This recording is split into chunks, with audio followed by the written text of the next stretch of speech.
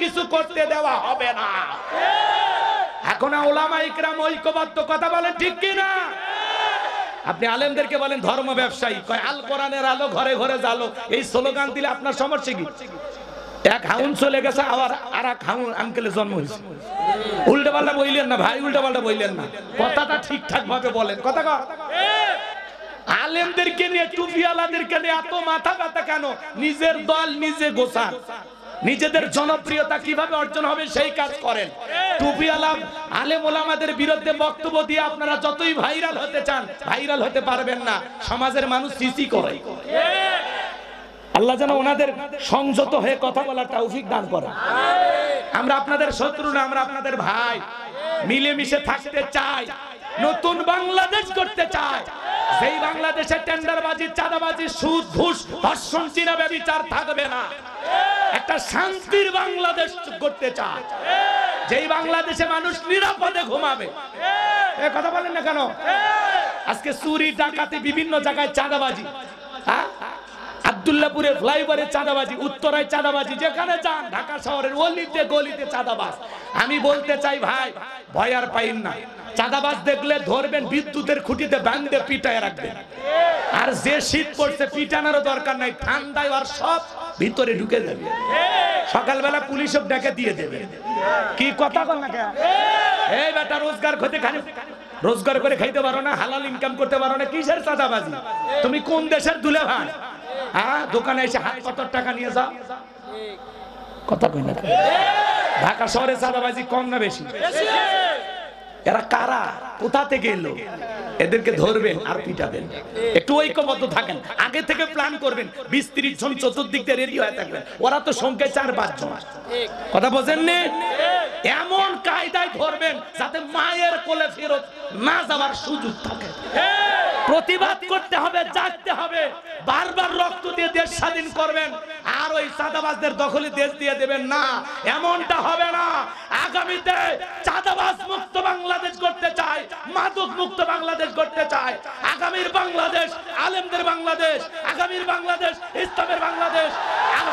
আজ হোক কাল হোক, বাংলার জমির ইসলাম প্রতিষ্ঠিত করতে কারা কারা রাজি? হাত তুলে দেখা।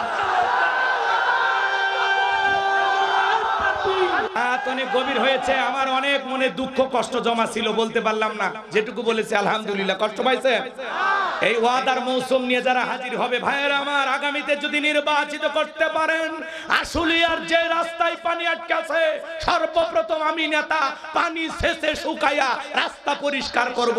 আগে বলবো রাস্তার পানি ক্লিয়ার কর, ওই নতুন রাস্তাতে উইটা ভোট দিতে যাবো। তোর চাপাবাজি শুনতে আমরা রাজি না। কি চাচা, কথা ঠিক আছে? হ্যাঁ, সামনে দেখবেন এক একজনের ওয়াদার মৌসুম কি বলে। আমার ভাইয়েরা, আগামীতে নির্বাচিত করতে পারলে গ্যাস দিব, বিদ্যুৎ দিব, উন্নয়নের জ্বরে ভাসিয়ে ডুবিয়ে মারবো ইনশাআল্লাহ। ওই ডুবে মারার অবস্থাই তো করছে আমাদেরকে। কথা কা, এজন্য ওদের চাপাবাজি বিশ্বাস করা যাবে না। 152টা প্রতিশ্রুতি দেয়, নির্বাচনের পরে একটা পালন করে না। আর ওদের পিছনে স্লোগান দেন, বল্টু ভাইয়ের চরিত্র ফুলের মতো পবিত্র, নামাজ পড়া একত্র, গাঁজা খায় পাঁচত্ব, গুমসুরিতে পাকা পক্ত, শয়তানের 1 নাম্বার ভক্ত, হুজুরদের জন্য খুবই শক্ত, সুশে খাই গরিবের রক্ত। ওদের কাছে যাওয়া যাবে না। পোস্টারে লেখা আছে গরিবের বন্ধু, ভোট দিয়ে দেখেন গরিবের কয় নাম্বার শত্রু। বলে সেবা করার সুযোগ দেন, নির্বাচনের আগে সাইকেল কেনার টাকা নাই। আর সেই নেতা নির্বাচিত হলে গাড়ি বাড়ি টাকার অভাব নাই, ঢাকায় বাড়ি, বিদেশে বাড়ি, টাকা কি জিপ রেল দেয়? এত ওয়াজ নসিহত করি, এত দোয়া দরুদ পড়ি, এক বস্তা দেয় না। মাদ্রাসা চালাই, হ্যাঁ একটু দিবে, কই দেয় না। তার মানে কি জনগণের পকেট মেরে ওরা ধনী হয়। এই প্যাট নীতির রাজনীতি বাংলাদেশে আর চলতে দেওয়া হবে না। রাজনীতির নামে জনগণের পকেট মাইরে খাবে এই চোর ডাকাতদের কাজ নির্বাচিত করা যাবে না। সামনে আমাদের সৎ, যোগ্য, নামাজি, নেককার, আল্লাহওয়ালা, দিনদার দরকার, যাদের কাছে এই দেশের আমানতের খেয়ানত হবে না। এই দেশ 53 বছরে লুটে পুটে খেয়ে সব শেষ, খালি মাটি পড়ে আছে। এটাও তো একটা দেশ ভাই, আর কত খাবি? খাওয়ার আর তো জায়গা নেই। তো ঠিক আছে, আমি আর কষ্ট দেব না। তাহলে 6 নাম্বার ওয়াদা, প্রতিশ্রুতি রক্ষা করা। 7 নাম্বার ওয়াল্লাযীনা হুম আলা সালাওয়াতিহিম ইউহাফিজুন। আল্লাহ বলেন যারা যত্ন সহকারে সালাত আদায় করে, যে ব্যক্তি আসর পরে মাগরিব পর্যন্ত মসজিদে মন টাঙানো থাকে, মাগরিব পরে এশা পর্যন্ত মসজিদে মন টাঙানো থাকে, কার ভয়? শুধু একা নামাজ পড়বেন, স্ত্রীকেও নামাজি বানানোর দরকার আছে না? নাই। সূরা তাহরিমের 6 নম্বর আয়াতে আল্লাহ কি বলেছেন? হে ঈমানদারগণ, নিজেরও জাহান্নামের আগুন থেকে বাঁচো, তোমার হাল পরিবার পরিজন যারা আছে তাদেরকেও জাহান্নামের আগুন থেকে বাঁচানোর চেষ্টা করো। তাহলে আমরা পারবো তো ইনশাআল্লাহ? পারবো তো ইনশাআল্লাহ? একটা পরিবারে 4 জন সদস্য সবাই যদি নামাজ পড়ে, ভালো লাগে না খারাপ লাগে? ছোট ছোট বাচ্চাদেরকে মসজিদে নিয়ে যাবেন। পৃথিবীর সফল বাবা তারা, যে বাবা ছেলের হাত ধরে মসজিদে নিয়ে যায়। সন্তানদেরকে মসজিদমুখী বানাবো তো ইনশাআল্লাহ? আজকের শিশু আগামীর বাংলাদেশ এখানেই বসে আছে, যে আপনাদের প্রতিনিধিত্ব করার জন্য সংসদে দাঁড়িয়ে কথা বলবে। যুবক মসজিদমুখী হইতে হবে, শিশুদেরকে মসজিদমুখী হইতে হবে। কথা ক্লিয়ার না? ভেজাল আছে? মসজিদমুখী বানাবেন তো ইনশাআল্লাহ? ছোট ছোট বাচ্চা মসজিদে গেলে মুরব্বীরা ধমক দেয়, মুরব্বী মুরব্বী। খবরদার, যুবকদেরকে কষ্ট দেওয়া যাবে না। ছোট ছোট শিশু মসজিদে গিয়ে পানির ট্যাপ চালু করে দুষ্টমি করে, জাইনামাজ জড়ায়, লাফালাফি করে। আর বয়সটাই লাফালাফি করা। আপনি 60 বছরের বুড়ে চাচা লাফ দিলে হাড় হাড্ডি থাকবে? খবরদার, ছোট বাচ্চা দুষ্টমি করলে কাছে বসায় উযু শিখান, নামাজ শিখান। পারবো তো ইনশাআল্লাহ? পারবো তো ইনশাআল্লাহ? আপনি মারা গেলে যেই ছেলেটারে ওযু নামাজ শিখাইলেন, ও কাঁদবে আর আপনার জানাজায় দোয়া করে বলবে, এই চাচা আমারই ওযু শিখাইছে। পারবো না ইনশাআল্লাহ? শোনেন, নোয়াখালী লক্ষ্মীপুরে ওই এলাকায় যাবেন, মসজিদের দেয়ালে লেখা আছে এখানে ছোট বাচ্চা মসজিদে আসলে চকলেট দেওয়া হয়। ছোট ছোট বাচ্চাদের মসজিদে গেলে চকলেট দিবেন। 40 দিন যারা জামাতের সহিত নামাজ পড়বে, 40 দিন পরে গিফট দিবেন, উৎসাহ দেবেন। আমাদের ভবিষ্যৎ প্রজন্ম নামাজি চাই, নিশাখোর, ডাকাত, ইয়াবাখোর এমন সন্তান আমরা চাই না।